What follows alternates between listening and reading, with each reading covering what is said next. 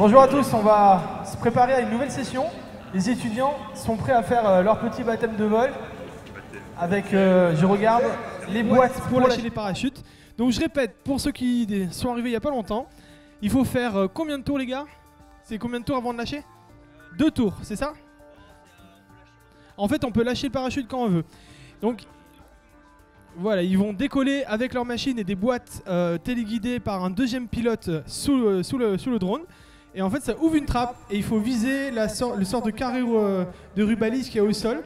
Donc je suppose qu'on a plus ou moins de points. Non voilà, quand on est à côté de la balise, il faut un tour de pénalité en plus, donc ils doivent voler beaucoup plus.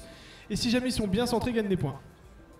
Donc là ils sont en train de se brancher, donc il y a les lunettes à brancher, la radio à allumer. On voit que les 4 machines sont posées sur leur base de départ, elles sont allumées, donc le départ est imminent. Bien sûr le chronométrage est en train de manger. Donc il y aura peut-être une course sans système de chrono, on peut peut-être aller chercher Adrien. C'est bon, Adrien il est là. Voilà, Adrien a mis le radar aussi Doppler qui permet de calculer la vitesse des machines sur la gate d'arrivée. Allez, je demande au pilote, est-ce que vous êtes prêts? Vous mettez le pouce levé au-dessus de votre tête. Ok, on a 4 pouces levés. Adrien, tu fais quand tu veux puisqu'ils sont prêts. Il y a des pilotes, on ne sait pas qui. Voilà, Alexandre, Thierry, Guillaume et Clément. Là, il est en train de préparer la session, puisque le système utilise des badges qui sont accrochés au drone pour connaître le positionnement de chaque pilote et le nombre de tours qu'ils font. La gate d'arrivée est sous la passerelle basse, au-dessus des pilotes. Allez, départ imminent. C'est parti. Allez, on a une machine aux hélices orange là qui a pris le lead. Il va passer la gate lift-off noire. Il passe très en dessous. Ils sont pas d'accord sur le track. Il y en a un qui passe au-dessus quand 3 autres passent en dessous. Voilà, je sais pas si c'est de la triche. Ah, largage de parachute. Deuxième parachute. Il y en a un qui arrive dans la première zone et deux parachutes dans la première zone et 2 à l'extérieur. Donc joli coup. Donc ils vont continuer à voler. Et au moment de changer la batterie, on va leur rajouter, je pense, un parachute. Je sais pas. J'imagine ça. Non, alors non, ils n'auront qu'un seul parachute à lâcher. Il y en a 3.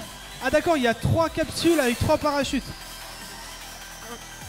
Donc qui a l'avantage pour l'instant? C'est la machine qui passe au-dessus, qui va larguer un parachute à l'instant, regardez. Ils sont 2, parachute noir et bleu. Oh super, presque à côté du centre. Il y en a 2 autres qui sont complètement à côté. Et donc on a failli faire le 1000 là. Attention, parachute rouge. Est-ce que c'est bien? Oui. Non, ça passe juste à côté, c'était à quelques centimètres près aussi au centre. Personne n'a réussi à centrer. On a un crash là, une machine qui est sur le dos. Je crois que c'est terminé pour elle, sauf si elle a le système pour retourner la machine grâce au Turtle Mode.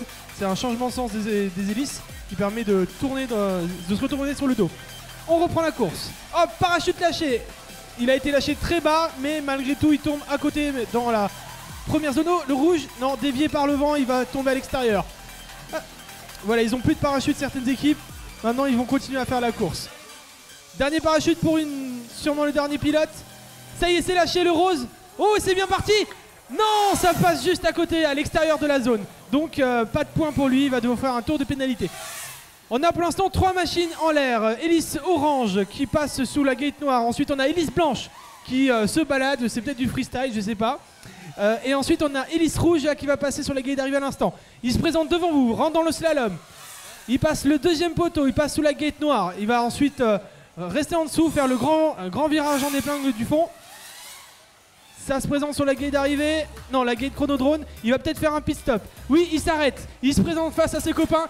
Et c'est pas un atterrissage, c'est un crash contrôlé. Tout en pas douceur. Et au moins ses coéquipiers vont changer de batterie. La deuxième machine encore en l'air se présente au pit stop. Non, elle est encore en train de voler, je l'entends derrière moi. Elle va passer sur la gate d'arrivée, sous la structure, sous la passerelle, voilà. Ça y est, celle-ci attaque là, hélice blanche, il va bien vite. Il prend de la hauteur, il fait un grand split test, une sorte de figure pour passer entre les 2 passerelles.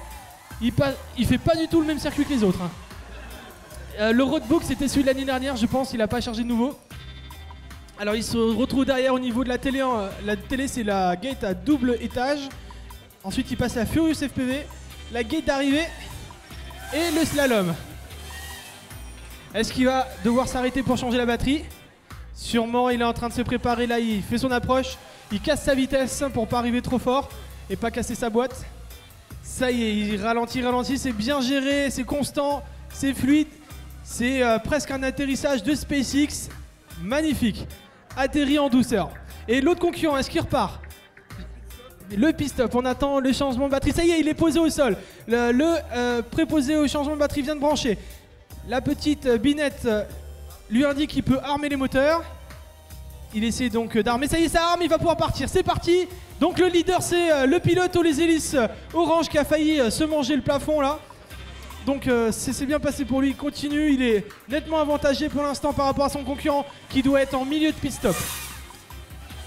Voilà, je rappelle donc le leader, c'est hélice. Oh non! C'est un crash sur la baie vitrée. Il se retrouve sur le dos. Oui, c'est terminé. Le pilote se prend la tête. Il peut vraiment lacérer sa tête parce que là, il était parti pour gagner cette course. Du coup, son concurrent, lui, va bientôt repartir.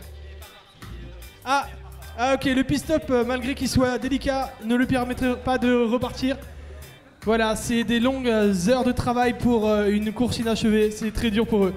Soutien aux étudiants qui ont fait une belle démonstration de largage de parachute. C'était très très beau. Merci et bravo à eux. Ah, il y a Alex qui va repartir. Ah non, il repart. Ah, j'avais une mauvaise information. Je m'excuse. Ça repart. Allez, c'est parti. Il va passer donc sous la grille d'arrivée. Je vais demander au chronomètre combien de tours il a fait pour l'instant. Il est à combien de tours ce concurrent qui vient de passer? On cherche l'information dans toutes les datas qu'on a. Il a fait 7 tours. Ici, se termine celui-ci, ça fera 8. Et il reste 5 minutes. Il a fait la moitié de la course en temps de vol. Ça va être très très long. On va devoir patienter. Mais bon, on a quand même des belles trajectoires. C'est pour moi un des meilleurs pilotes du run. Il se fait peur sur le mur. Il récupère le speed test. Il hésite entre les deux structures. Non! Et c'est le crash. Il est à plat. Non, il n'est pas tout à fait à plat. Un petit armement délicat avec un pitch avant gauche. Non, il décide de ne pas partir. Ok, fin de course. Donc leader, c'est celui qui vient de s'écraser au fond. Bravo. Belle démonstration. On va enchaîner avec les pilotes de FPV Racing invités.